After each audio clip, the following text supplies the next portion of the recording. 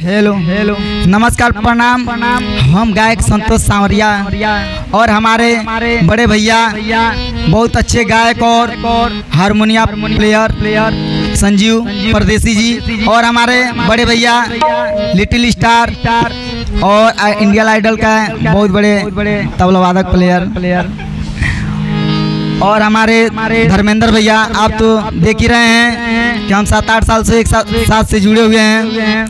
आइए, हमारे बहुत अच्छे राइटर भी हैं और नाल वादक भी हैं। इनका एक न्यू सॉन्ग लिखा हुआ मैं गाने जा रहा हूँ। इसको प्यार और दुलार दें और शेयर करें। के पियावा के प्यार में यार के भुलैलू हो,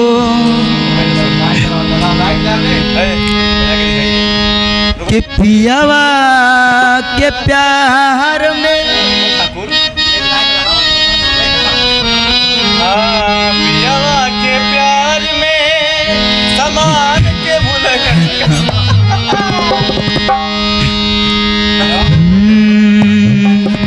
के पियावा के प्यार में यार के भुलैलू हो, के पियावा के प्यार में यार के भुलैलू हो। ना जाने कौन माता बोलू रे सोना, जनुआ के अपना भुलैलू रे सोना। पियावा के प्यार में यार के भुलैलू हो, पियावा के प्यार में यार के भुलैलू हो। जाने कौन माता बोलू रे सोना, जनुआ के अपना भुलैलू रे सोना।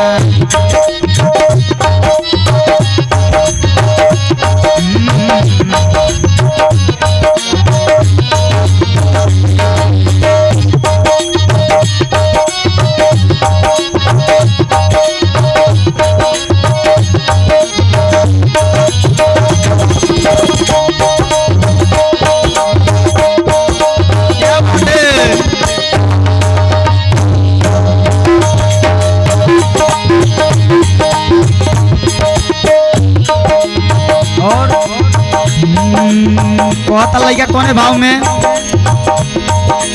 रहलू कुमार जब प्यारो से करत रहलू,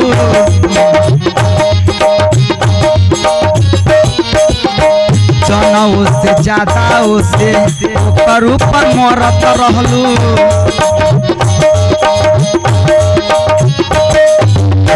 रहलू कुमार जब प्यारो से करत रहलू, जनऊ से ज्यादा ओकरा ऊपर मरत रहलू। धोखा दे के दिल में घर दूसरा के बनवलू, धोखा दे के प्यार में घर दूसरा के बनवलू।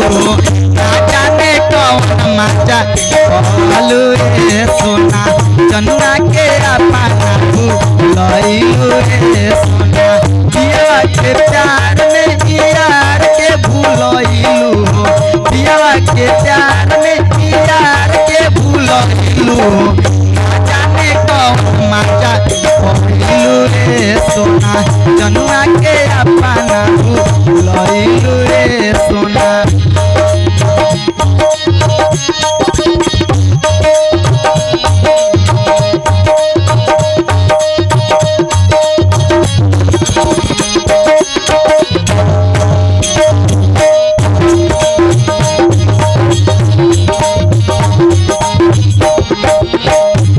कहता राई कस बन के दिल में रहलू तू खास बन के,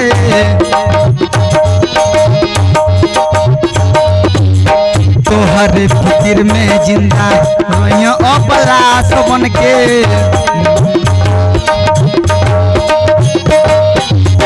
राइटर